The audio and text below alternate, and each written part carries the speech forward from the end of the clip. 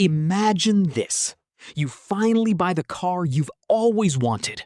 A bigger TV, a better phone, more clothes, more subscriptions. At first, it feels amazing. You tell yourself, this is it. I've made it. But a few months later, you check your bank account and wonder, why do I still feel broke? Because nobody tells you the most expensive part of buying something isn't buying it. It's owning it. And by the end of this video, you'll discover the 10 rules that helped millions of people escape the endless cycle of spending more, stressing more, and still feeling like they never have enough. Rule number 7 completely changed the way I think about money. And if you ignore rule number 10, there's a good chance you'll spend decades working for things you don't even care about. Let's begin. Most people think financial problems come from not earning enough. But that's only half the story. Because every time your income increases, your lifestyle quietly expands with it. A slightly nicer apartment, a slightly better car, a few more subscriptions, a few small upgrades. Nothing feels extreme. Yet somehow, the raise disappears. The bonus disappears. The extra income disappears. This invisible force has a name. Lifestyle inflation. And it's one of the biggest reasons why people earning 6 figures still live paycheck to paycheck. Times. The other buys a $40 jacket and wears it twice. Who made the smarter purchase? The first person. Because the real price wasn't the sticker price. It was the cost per use. The same principle applies to almost everything. Gym memberships, kitchen gadgets, streaming services, expensive hobbies. Before buying anything, ask yourself, how many times will I realistically use this? Because the cheapest purchase isn't always the lowest price. It's the one that delivers the most value over time.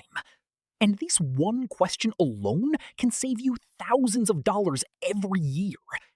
But the next rule is even more brutal, because it exposes what you never truly wanted in the first place.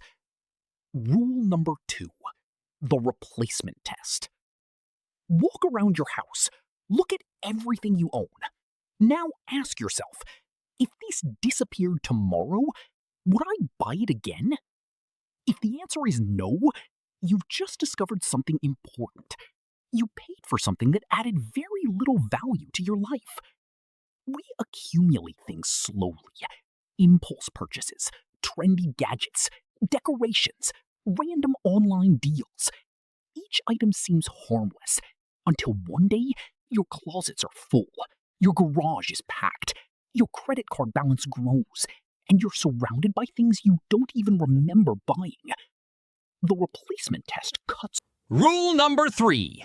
Don't upgrade out of boredom. Your phone works perfectly. Your car runs fine.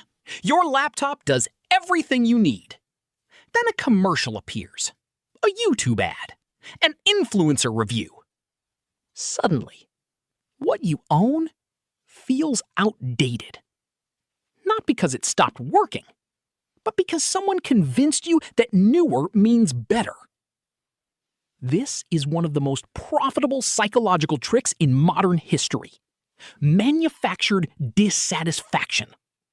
Making people unhappy with things that already serve them well. Here's the rule. If it still does the job, delay the upgrade. Wait 30 days. Ask yourself, what problem does this actually solve? If the answer is, it just looks cooler, you probably don't need it.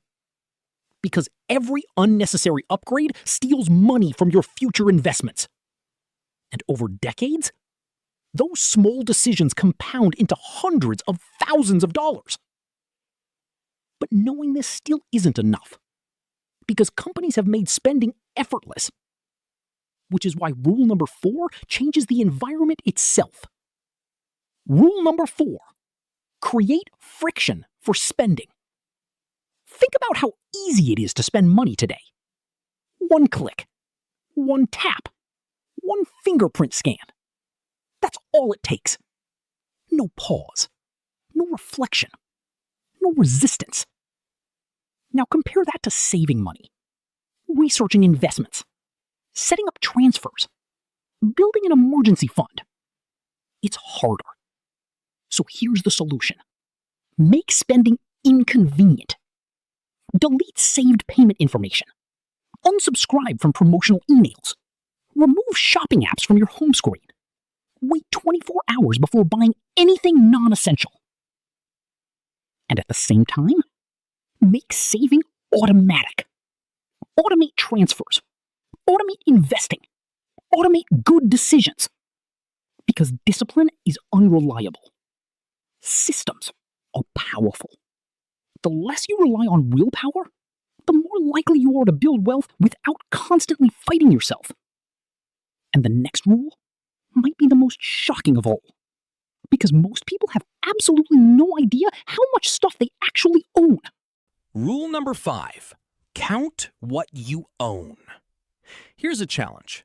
Count how many pairs of shoes you own, how many t-shirts, how many coffee mugs, how many subscriptions quietly charge your account every month. Most people have no idea, because accumulation happens gradually. One purchase here, one sale there, one just-in-case item. Until eventually, you don't own your stuff. Your stuff owns your attention. The act of counting does something powerful. It forces awareness. You stop buying blindly. You begin noticing patterns. You realize you already have enough in categories where you thought you needed more. Awareness changes behavior, because it's hard to solve a problem you refuse to measure. And once you see how much you already own, the next rule becomes almost impossible to ignore. Rule number 6, rent before you buy. People often fall in love with the fantasy, not the reality.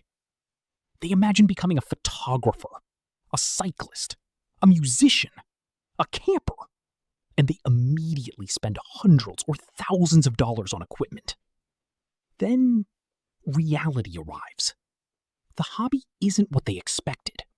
The excitement fades, and expensive gear collects dust. Instead, test the experience first. Rent it, borrow it, try it. Because the goal isn't to own the identity.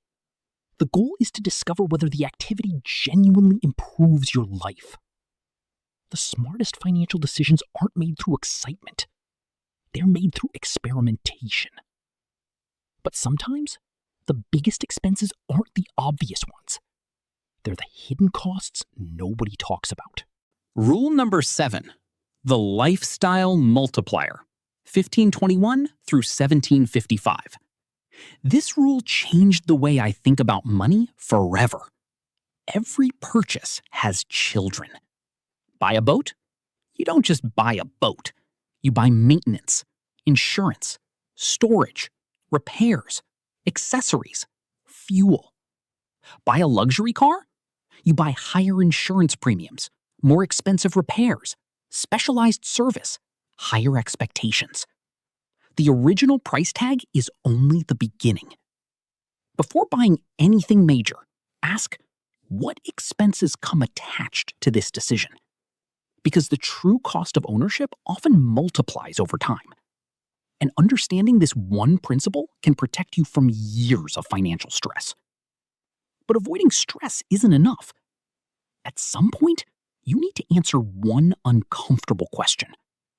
How much is enough?